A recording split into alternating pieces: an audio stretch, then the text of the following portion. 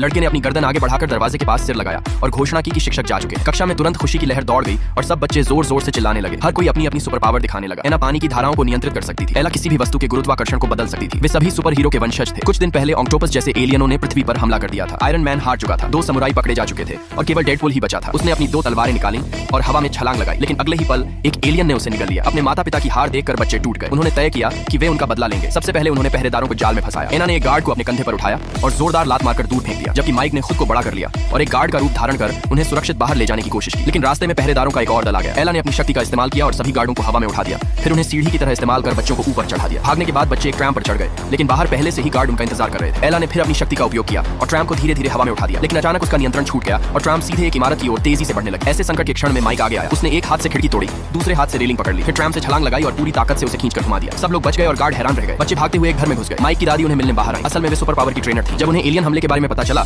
तो उन्होंने बच्चों को खुद प्रशिक्षण देने का फैसला किया। कई दिनों की कड़ी ट्रेनिंग के बाद बच्चों की शक्तियां बहुत बढ़ गई। दादी से विदा लेकर उन्होंने पलटवार करने का निर्णय लिया। जल्द ही उन्हें एलियनों का एक अंतरिक्ष यान मिल गया। उन्होंने मौका देखा कि एलियन उस समय रेस्तरां में थे और तुरंत जहाज पर कब्जा कर लिया। लेकिन तभी उन्हें पता चला कि उनका एक साथी पीछे रह गया है। वह बच्चा भागते हुए लगभग एक एलियन के टेंटिकल में फंस ही गया था। तभी माइक सही समय पर पहुंचा। उसने उसे खींचकर जहाज के अंदर लिया और तुरंत हैच बंद कर दी। फिर उन्होंने जहाज को एलियनों के बेस की ओर मोड़ दिया। वहां पहुंचने पर अचानक राष्ट्रपति प्रकट हुए और पता चला कि वे असल में भेष बदलकर बैठा हुआ एक एलियन थे। बच्चों को एक कक्ष में बंद कर दिया गया। एना का पानी का कप छीन लिया गया। पानी के बिना उसकी शक्तियां खत्म हो गई। लीसा निराशा में चीख पड़ी। ऐसा लग रहा था कि अब सब खत्म हो गया है। पृथ्वी का अंत निश्चित था। बच्चे रोने लगे। तभी एना के दिमाग में एक विचार आया। उसने सबके आंसू इकट्ठे किए और उनसे पानी की एक चाबी बना दी। उस चाबी से उन्होंने कक्ष का ताला खोला और पृथ्वी को बचाने के अपने मिशन को आगे बढ़ा दिया।